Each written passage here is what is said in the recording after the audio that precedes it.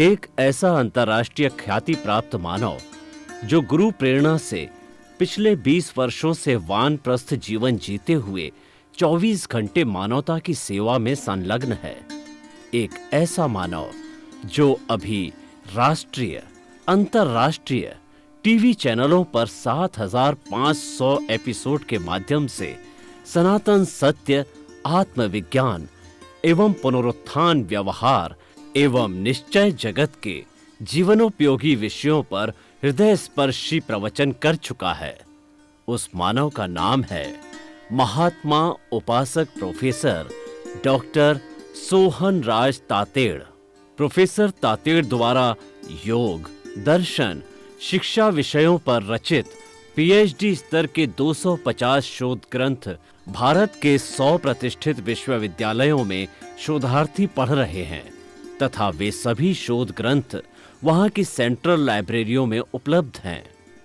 महात्मा सोहन राज ने अभी तक हजारों स्कूलों, कॉलेजों, विश्वविद्यालयों एवं संस्थाओं में सेमिनार, वर्कशॉप, कैंप लगाकर लाखों विद्यार्थियों को योग, दर्शन, शिक्षा का प्रशिक्षण देकर उन्हें सुसंस्कारित किया।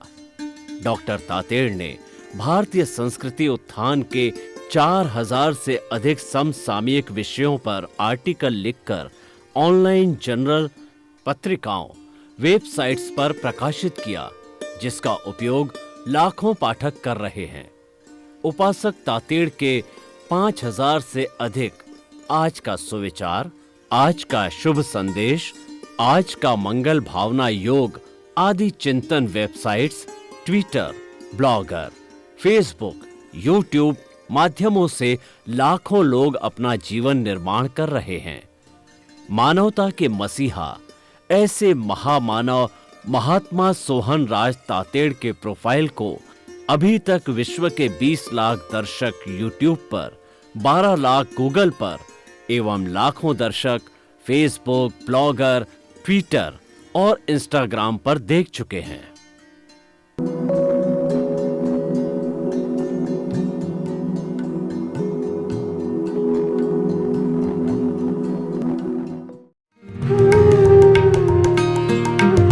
आइए, सुनिए, देखिए, समझिए सनातन सत्य। जैसी दृष्टि वैसी सृष्टि, दृष्टि विज्ञान। कुदरत, कुदरती रचना एवं कुदरत के कानून से शाश्वत सुख की प्राप्ति। जोधपुर के परम पूज्य महात्मा उपासक प्रोफेसर डॉक्टर सोहन राज तातेड़ के निर्देशन में सनातन सत्य। जैसी दृष्टि वैसी सृष्टि, दृष्टि विज्ञान।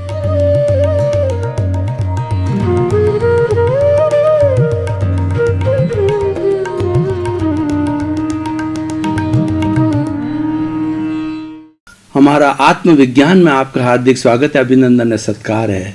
आत्मविज्ञान कार्यक्रम के तहत हम आपकी दृष्टि को सही करने आए हैं। आपके भीतर जो मिथ्यात्व है, आपके भीतर जो रॉन्ग बिलीफ है, उस रॉन्ग बिलीफ को हम सही बिलीफ में बदलने आए हैं, राइट बिलीफ में बदलने आए हैं। और जब एक बार बिलीफ हमारी राइट हो जाती है तो हमको सही दिशा मिल जाती है।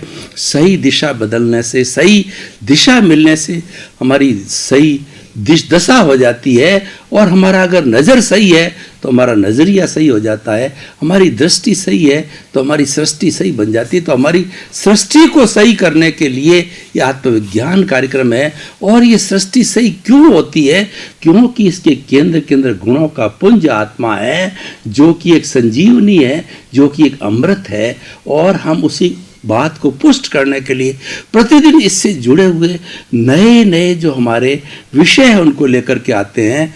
तो जो आज का हमारा विषय जो है, बहुत ही सुंदर विषय पर हम चर्चा करने के लिए जा रहे हैं। और आज का विषय जो है, हमें आत्म साक्षात्कार विषय है। कितना विशाल विषय है। ये हमारा कंक्लूजन है, हमारा परिणाम है कि आत्मविज्ञान के द्वारा हम क्या प्राप्त करना चाहते हैं। आत्मविज्ञान के द्वारा हम आत्म साक्षात्कार प्राप्त करना चाहते हैं। और सभी धर्मों का, सभी धार्मिक ग्रंथों का निष्कर्ष उपसंहार, कॉन्क्लूजन जो है वो है आत्म साक्षात्कार। ये धर्म क्यों बने? ये धर्म आत्म साक्षात्कार करने के लिए आए हैं। दुनिया को व्यक्ति बहुत जानता है, अपने आप को बहुत कम जानता है, और जब व्यक्ति अपने आप को ज़्यादा जानने लग जाता है, उस दिशा में लग जाता है, तो आत्म साक्षात्कार होता है। आत्म साक्षात्कार का अर्थ होता है आत्मा से भेंट होना, आत्मा से मिलना और आत्मा से बातचीत करना। जब किसी व्यक्ति का साक्षात्कार होता है तो क्या होता है, दो व्यक्ति आपस में मिलकर के इंटरेक्शन करते हैं, एक दूसरे का प्रश्न करते हैं, एक दूसरे से जिज्ञासा करते हैं और समाधान प्राप्त करते हैं। जब गुरु से शिष्य मिलता है तो शिष्य होता है अपने जीवन निर्माण के लिए, अपनी साधना को पुष्ट करने के लिए, अपना आत्म साक्षात प्राप्ति करने के लिए वो गुरु के सामने प्रश्न रखता है। गुरु, गु का मतलब होता अंधकार, रू का मतलब दूर करने वाला। गुरु एक ऐसा दीपक है जो अज्ञान रूपी अंधकार को दूर करता है। अगर हम सामान्य रूप से जो है देखें तो इस ज्ञान को जो है दीपक की संज्ञा दी गई है। एक दीपक को घना अंधेरा हो, शताब्दियों शताब्दियों का अंधेरा हो, और उस अंधेरे को अगर वन में, जंगल में एक छोटा सा दीपक रख दें तो प्रकाश कर देता है। तो दीपक है, स्व पर प्रकाशक है, स्वयं प्रकाशित होता है और दूसरों को प्रकाशित करता है। हमारी आत्मा है, स्वयं स्व पर प्रकाशक है, खुद प्रकाशित होती है और दूसरे को प्रकाशित करती है उपदेश के द्वारा, दूसरे को प्रकाशित करती है अपने अनुभव के द्वारा। जो ज्ञानी पुरुष होते हैं वो कितना लोगों का भला करते हैं, वो अपने ज्ञान के द्वारा, अनुभव के द्वारा जो है वो चीरा फाड़ा करते हैं और उसके अंदर ज्ञान डाल करके, भेद विज्ञान दे करके, अक्रम विज्ञान दे करके, वीतराग विज्ञान दे करके वो जो है वो दोनों को सेपरेट कर देते हैं। वो हमारी आत्मा को और हमारे शरीर के चिंतन को सेपरेट कर देते हैं कि मैं तो शुद्ध आत्मा हूँ, मैं तो ज्ञाता हूँ, मैं तो दृष्टा हूँ, मैं तो जानने वाला हूँ। ये शरीर भिन्न है, मैं भिन्न हूँ। ये शरीर करने वाला है, ये शरीर भोगने वाला है। क्या भोगने वाला है कि जन्म जन्मांत के अंदर वो जो कर्मों को अर्जन करके लाया है, वो कर्मों का अब यहाँ आकर के उसका डिस्चार्ज होता है, कर्मों का यहाँ पर जो उदय होता है और ये प्रारब्ध होता है, वह सारा इस जन्म के अंदर करता है। ये बहुत बड़ा जो है हमारे को ज्ञानी जो है ये बहुत बड़ा हमारे पे उपकार करके जाते हैं। वो एक भगवान का रूप होता है, वो तो भगवान बनने ही वाले हैं। जो सच्चा ज्ञानी होगा वो तो इतनी शुद्ध अवस्था तक चला जाता है, जैसे दादा भगवान को देखिए। दादा भगवान कभी जा कर के और वो सिमंदर स्वामी के चरणों में प्रस्तुत होकर के और कभी वो जो है मोक्ष जा सकते थे, लेकिन 356 डिग्री का उनको ज्ञान हुआ, भरत क्षेत्र में विराजमान है वो, इसीलिए कि उन्होंने कई लोगों को ज्ञान दिया और अभी भी वो आशीर्वाद दे रहे हैं। उनके ज्ञान के माध्यम से कई भवी जीव जो है सुधर करके धीरे धीरे, यहाँ पर भरत क्षेत्र में मोक्ष नहीं है लेकिन आने वाले महाविद्या क्षेत्र के अंदर वो मुक्ति को प्राप्त होंगे। तो इस तरीके से भाइयों, आत्म साक्षात्कार एक जीवन का लक्ष्य है, सर्वोत्तम लक्ष्य है। अगर आप मेरे को कहो कि आप एक ऐसा शब्द दीजिए, एक ऐसी विधा बताइए जिससे मेरा सर्व कल्याण हो जाए, तो वो अल्टीमेट अवस्था है, जो अल्टीमेट ट्रुथ है, वो आत्म साक्षात्कार है। ये कुदरत का कानून है और ये सनातन सत्य है कि आत्म साक्षात्कार होने के बाद में मुक्ति दूर नहीं है। आत्म साक्षात्कार एक मंजिल है, पर वो मंजिल प्राप्त कब होती है?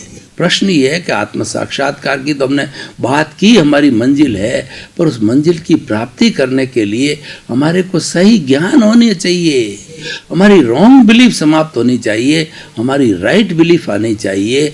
जो हमारी रॉन्ग बिलीफ क्या है कि ये मैं करता हूँ, मैं तो करने वाला हूँ, ये घर मैंने बनाया, ये पैसे इकट्ठे मैंने किया है और जो है वो मेरे बच्चों का पालन पोषण मैं करता हूँ, मैं पिता हूँ, मैं ससुर हूँ, मैं ज्ञानी हूँ और मैं जो है इस धन संपत्ति का मालिक हूँ, मैं विद्वान हूँ, मैं मंत्री हूँ, मैं राष्ट्रपति हूँ, मैं प्रधानमंत्री हूँ, मैं कुलपति हूँ।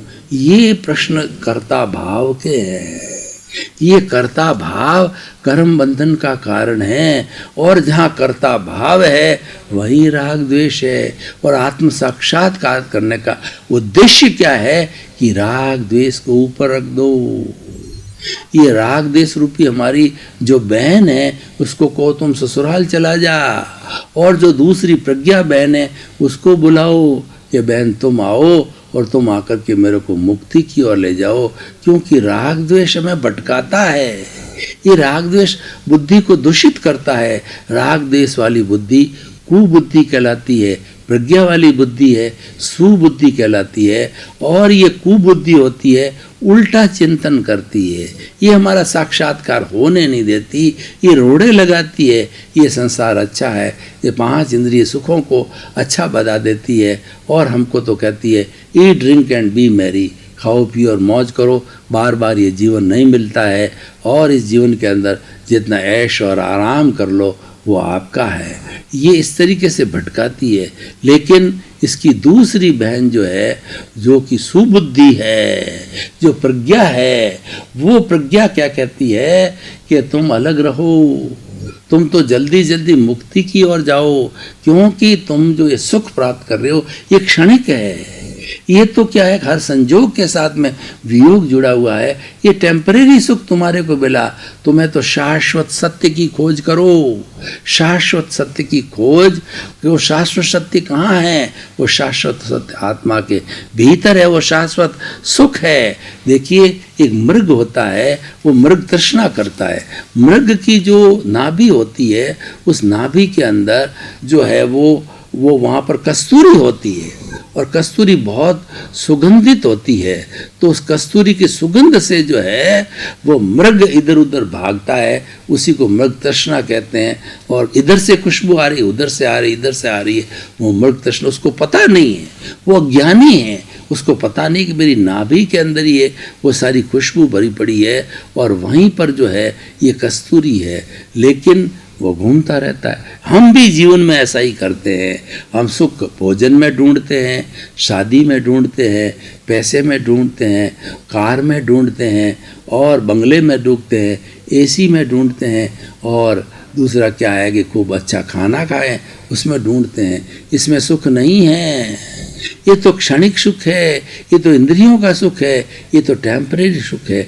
अक्षय सुख लेना हो तो आत्म साक्षात्कार कीजिए, आत्मा से बातचीत कीजिए। आत्मा कहीं बाहर नहीं है।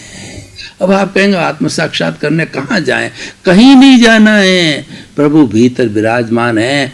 आँख को बंद कीजिए, प्रभु को आह्वान कीजिए कि प्रभु मैं आ रहा हूँ। और दोनों जो है आपका जो ये प्रकृतियाँ हैं, उस प्रकृतियों के अंदर के बीच में जो हमारा दर्शन केंद्र है, वहाँ से भीतर जाइए। उसका मैं आपको एक प्रयोग करा देता हूँ। प्रयोग के माध्यम से आपको स्पष्ट हो जाएगा कि हम आत्म साक्षात कैसे करें। आंखें बंद कीजिए, और दोनों जो है वो अपनी रीढ़ की हड्डी को सीधा कीजिए, और दोनों हथेलियों को जो है वो ध्यान मुद्रा के अंदर कीजिए। और सबसे पहले हम शरीर को शिथिल करेंगे। आप एक ऑटो सजेशन दीजिए, क्योंकि समय वैसे शिथिलीकरण हमारा कायोत्सर्ग 45 मिनट्स का है, लेकिन हमारा समय सीमित है, तो समय सीमित के अनुसार आप ऑटो सजेशन दीजिए। हमारे शरीर की एक एक कोशिका को ऑटो सजेशन दीजिए कि शरीर शिथिल हो जाए, शरीर की एक एक कोशिका शिथिल हो रही है, और पूरा शरीर शिथिल हो गया है। कहीं तनाव नहीं, कहीं जकड़न नहीं, कहीं अकड़न नहीं, पूरा शरीर रुई की भांति शिथिल हो गया है। अनुभव कीजिए मेरा शरीर अपने स्थान से 1 फुट ऊपर उठ रहा है।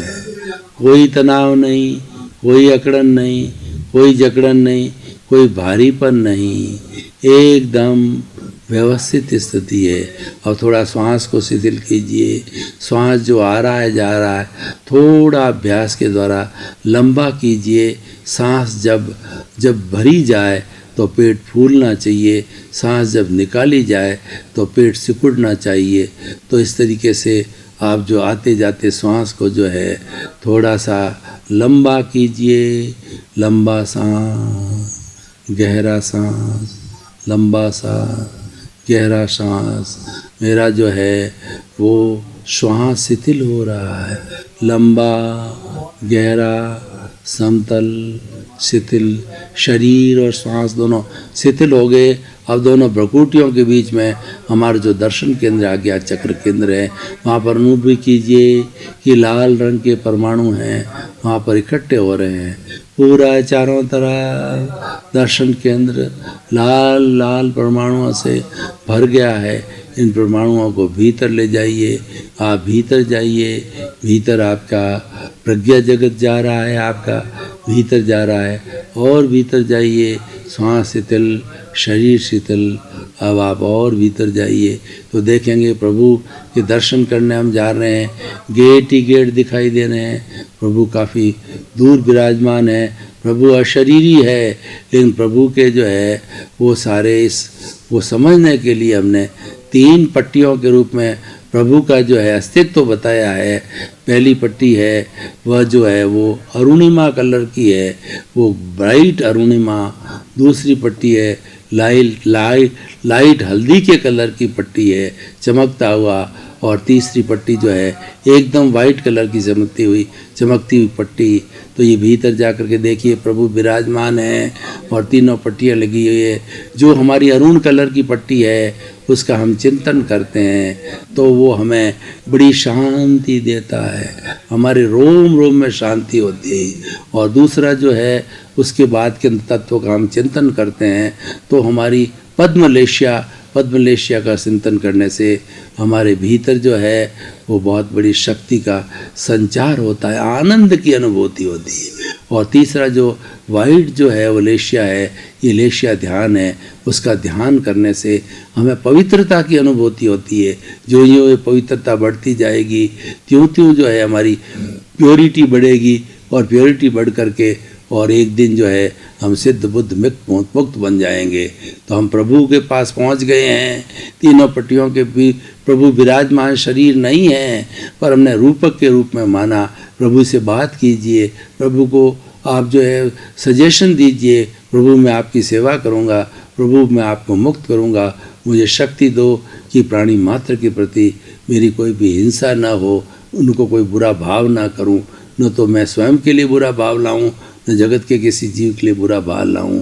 तो इस तरीके से आत्मा को रिझाइए, आत्मा से बात कीजिए, आत्मा से साक्षात्कार कीजिए, और धीरे धीरे आप देखेंगे कि आत्मा के साथ आपका तन्मयाकार हो गए हैं, आप आत्मा मग हो गए हैं। और प्रभु ने आपको आशीर्वाद दिया कि तुम व्यवहार जगत में जो कर्म बचे हुए हैं तो व्यवहार तुम करोगे, तो हमेशा मुझे याद रखना, मुझे ज्ञान की दृष्टि में रखना। और जहाँ 5 आज्ञा है, जहाँ ज्ञान है, जहाँ संवर है, जहाँ प्रज्ञा है, संभाव है, वहाँ पर मैं उपस्थित हूँ। तो प्रभु ने हमको आशीर्वाद दिया, हम अपने मूल जो है अवस्था के अंदर धीरे धीरे आए, तो मूल अवस्था में अब आँखें खोल सकते हैं आप। और जो भगवान ने जो आपको जो है वो ये जो एनर्जी दी, आशीर्वाद दिया, उसको 3 बार जो मसल करके अपने शरीर पर स्थापित कीजिए। तो भाई और बहनों, ये भावना योग है, ये आत्म साक्षात्कार है। हमने भीतर जाकर के अपनी आत्मा से साक्षात्कार किया, ये प्रयोग है। हम हमारे द्वारा ही चले और हमारा ही जो अस्तित्व है उसका हमने साक्षात्कार किया। कितनी सुंदर व्यवस्था है कि हमारे द्वारा, जैसे कि लोकतंत्र की अवस्था होती है, वो जनता के द्वारा, जनता से, और जो है जनता के लिए। तो आत्म साक्षात्कार क्या है? वो सबसे बड़ा प्रजातंत्र है कि आत्म साक्षात्कार, मैं ही आत्मा हूँ और मुझे ही मेरा साक्षात्कार करना। और सबसे बड़ा कठिन कार्य है कि जब व्यक्ति दूसरे का बहुत बातचीत कर सकता है, दूसरे से बहुत बड़ा उसको संदेश दे सकता है, बहुत बड़ी हेल्प कर सकता है, बड़ी बड़ी प्लानिंग करके। और विश्व के अंदर इतनी बड़ी बड़ी फैक्ट्रियाँ, इतनी बड़ी बड़ी चीज़ें खड़ी कर दी है, विज्ञान आ गया है, लेकिन अपने आत्म साक्षात के बारे में शून्य है, क्योंकि व्यक्ति भीतर जाता ही नहीं है। ये हमारा परमात्मा बाहर नहीं है, बाहर तो परमात्मा की अभिव्यक्ति है कि परमात्मा ने ये सारी दुनिया बनाई, ये बनाने वाला मनुष्य ही है, और इसके भीतर जो फैक्ट्री चल रही है, 10 तरह के जो सिस्टम चल रहे हैं वो परमात्मा के द्वारा बनाए हुए हैं। परमात्मा ही बुलाता है, परमात्मा ही सिस्टम को चलाता है। परमात्मा न होता है, आत्मा न रहता है तो राम नाम सत होता है, डेड बॉडी हो जाती है। फिर हम क्या बात करेंगे, क्या सोचेंगे, क्या खाएंगे, क्या पिएंगे? हम क्यों भूल रहे हैं कि सब कुछ प्रवृत्ति करने के बाद ही हम मुख्य तत्व जो हमारे भीतर है उसको भूल रहे हैं, उसके अस्तित्व की हमको जानकारी नहीं है। जानकारी कब होती है कि जब अंतिम डेड बॉडी की स्थिति में आते हैं और हमको दिखने लग जाता है कि अगला भव हमारा बिल्ली का है, या अगला भव हमारा शेर का है, एक चीते का है, एक चींटी का है, किसका है, तब उसको भय लगता है। क्योंकि जो व्यक्ति जैसी लेशिया में मरता है उसी लेशिया में पैदा होता है, और अंतिम समय जैसा हमारा भाव का बंधन होता है, अंतर मुहूर्त में हमको थोड़ा थोड़ा धुंधला धुंधला अभ्यास होने लग जाता है। तो भाई और बहनों, मैं ये बताना चाहता हूँ कि आप आत्म साक्षात्कार कीजिए, बाहर कहीं नहीं जाना है, किसी भी जो आपको तीर्थ यात्रा में नहीं जाना है, भीतर प्रभु विराजमान है, वो भीतर जाइए। और भीतर जाने के लिए बहुत सीधा रास्ता मैंने बताया कि ये जो हमारा दर्शन केंद्र है, आज्ञा केंद्र है, या इसके ऊपर हमारा ज्योति केंद्र है, इन केंद्रों के माध्यम से जो है आप जाकर के भीतर गहरे जाकर के और प्रभु से बात कर सकते हो, उससे साक्षात्कार कर सकते हो, उसको अपने मन की बात बता सकते हो, उनसे आशीर्वाद ले सकते हो, और उनको जो है आप अपना संकल्प बता सकते हो, हे प्रभु आप तो मुक्ति वाले हो, लेकिन मेरे इस शोहन राज रूपी शरीर के अंदर आप जो है वो कैद में हो, कारागार में हो, तो मैं संकल्प करता हूँ कि आपको कैद से मुक्त करूँगा। जब वो कैद से जो प्रभु मुक्त होगा तो आप ऑटोमेटिकली मुक्त हो जाओगे, क्योंकि ये शरीर तो है वो भुगतान की मिला है। वो मुक्ति कब मिलेगी?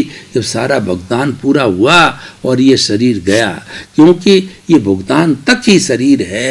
ये टेम्परेरी अवस्था होती है, जड़ की अवस्था होती है, लेन देन की अवस्था होती है। ये लेन देन का साधन है। शरीर माध्यम खलु धर्म साधनम, शरीर है वो धर्म की साधना करने का माध्यम है। शरीर जो व्याधि मंदिरम, शरीर के अंदर इतनी अशुद्धि भरी पड़ी है, फिर भी शरीर से हम इतराते हैं।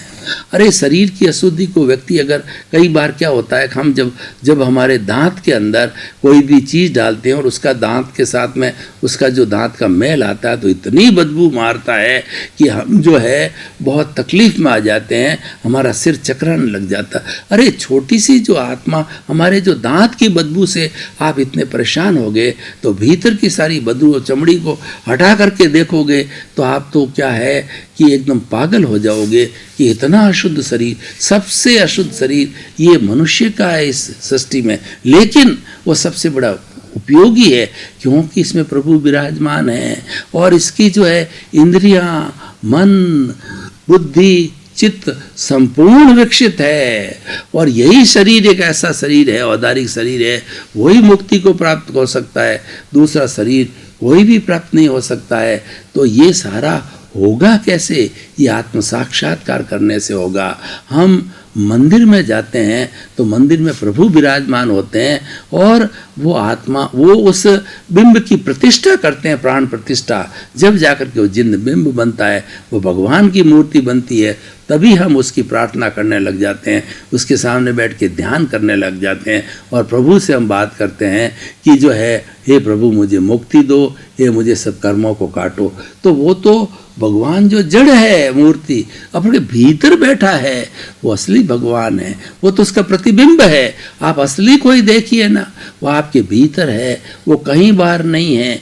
आप चाहे किसी मंदिरों की कितनी 33 करोड़ देवी देवताओं के मंदिर में जाकर के आप जो तीर्थ यात्रा करके आ जाओ, विश्व भ्रमण करके आ जाओ, चाहे कहीं पर तीर्थों में चले जाओ, पर साक्षी आपको अपने भीतर विराजमान आत्मा की रखनी पड़ेगी। तो इसीलिए आज का विषय जो है आत्म साक्षात्कार बहुत बड़ा सुंदर विषय है। आप इससे बात कीजिए, इसकी कृपा लीजिए और इस प्रभु से जो है वो उसकी सेवा दीजिए और सेवा लीजिए, इसकी उपासना कीजिए, उसके पास बैठिए। बैठने का सीधा सा तरीका है, आप ध्यान कीजिए। मेडिटेशन में और कुछ नहीं करना है। मेडिटेशन में आपको प्रभु से बात करनी है, प्रभु को रिझाना है, प्रभु को जो है कुछ वादा करना है, प्रभु से कुछ वादा लेना है। प्रभु तो एकदम जो है कल्याणकारी है, प्रभु तो एकदम दयालु है, वो करुणा के सागर है। जो आप मांगोगे सभी देगा, पर वो भोले बच्चे की तरह राग द्वेष रहित होकर के मांगोगे तब देगा। प्रभु को राग द्वेष नहीं चाहिए। प्रभु को कैद में रखा है, इस राग द्वेष ने रखा है, इस कषाय ने रखा है, ये क्रोध मान माया लोभ ने रखा है, इस कार्मण शरीर ने प्रभु को जेल में डाल रखा है। तो प्रभु इस कार्मण शरीर को नहीं चाहते हैं। वो तो कहते हैं इसको जल्दी जल्दी शुद्ध करो, इसको समाप्त करो, अमन से मन हो जाओ, तभी मेरी मुक्ति है। प्रभु तो जो है मुक्ति चाहते हैं, क्योंकि कोई भी पक्षी होता है वो पिंजरे में बंद नहीं रहना चाहता। पिंजरे में बंद रहना उसकी विवशता है। पक्षी तो है वो आकाश में उड़ने में जो है स्वतंत्र होता है। मनुष्य भी किसी कारागार में होता है। आप आत्मविज्ञान कार्यक्रम देख रहे हो, आत्मविज्ञान कार्यक्रम की आत्मा हो, और इसको देखते रहिए बराबर, क्योंकि आप में से उसमें से कौन सा शब्द ऐसा निकल जाए कि आपका कल्याण कर दे, आपकी जो है वो रॉन्ग बिलीफ समाप्त हो जाए, आपका आत्म साक्षात्कार हो जावे और आपको सिद्ध बुद्ध मुक्त बना दे। क्योंकि आत्मविज्ञान के अंदर जो हमारे आत्मा है उसके गुणों का ही विवेचन है सारा, कि वो आत्मा आप में भी है, मेरे में भी है। इसीलिए हम ये प्रार्थना करते हैं कि सर्व इस विश्व के समस्त जीवों को सुख मिले, शांति मिले, आनंद मिले, सद्बुद्धि मिले और मुक्ति मिले। आपके प्रति मंगल भाव।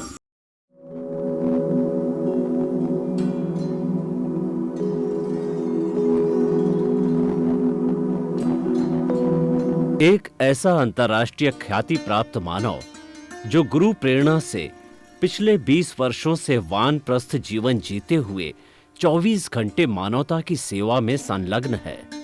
एक ऐसा मानव जो अभी राष्ट्रीय, अंतर्राष्ट्रीय टीवी चैनलों पर 7,500 एपिसोड के माध्यम से सनातन सत्य, आत्मविज्ञान एवं पुनरुत्थान, व्यवहार एवं निश्चय जगत के जीवनोपयोगी विषयों पर हृदय स्पर्शी प्रवचन कर चुका है।